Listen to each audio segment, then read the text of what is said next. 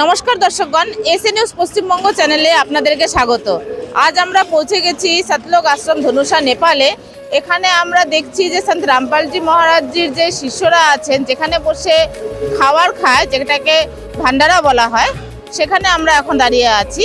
আমরা ভিতরে যাব এবং দেখব যে কি ভান্ডারার ব্যবস্থা করা হয়েছে, আর এখানকার যে পরিষ্কার পরিচ্ছন্নতা সেই ব্যবস্থাটাও কেমন।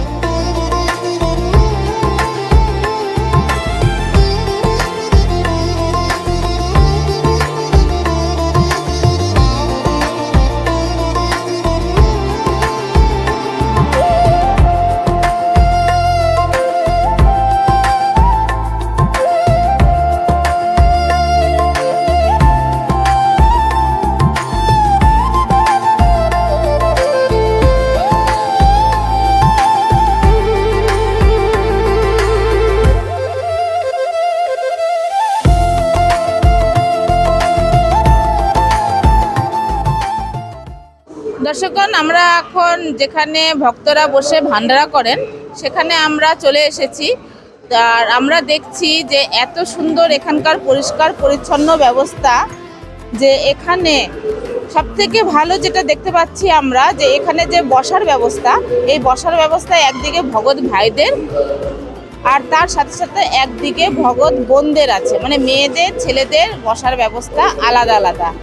আর এই জায়গাটা দেখতে গেলে এই জায়গাটা খুবই সুন্দর, পরিষ্কার পরিচ্ছন্ন, না কোথাও ধুলো আছে, না কোথাও ময়লা আছে, নোংরা আছে, কিছু নেই।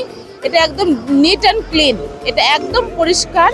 দর্শকগণ, এখানে সন্ত রামপালজি মহারাজের শিষ্যরা যে ভান্ডারা করছেন তাদের মধ্যে একজন আমাদের সাথে আছেন।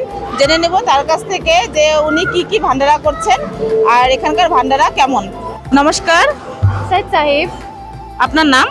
আমার নাম জ্যোতি। এখানে যে ভান্ডারা করছে, এখানে ভান্ডারাতে কি আছে? এখানে ভান্ডারায় অনেক রকম খাবার আছে, শাক আছে, ভাত আছে, জিলেপি আছে, সবজি আছে, গাজর মুলি এবং অনেকই কিছু আছে। এখানকার ভান্ডারা ব্যবস্থা কেমন? এখানে ভান্ডারা ব্যবস্থা অনেকই ভালো এবং পিওর দেশি ঘির রান্না বানানো হয়েছে, অনেকই শুদ্ধ বা অনেকই ভালো।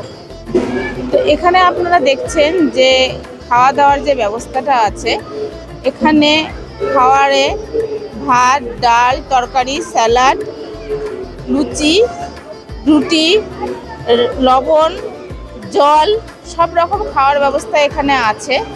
আর এখানে যে খাবার যে পড়ছে নিচে, সেইটা কিছুক্ষণ পর পরে এখানে যে সেবাদাররা আছেন, সে সেবাদাররা এখান থেকে নিয়ে যাচ্ছেন।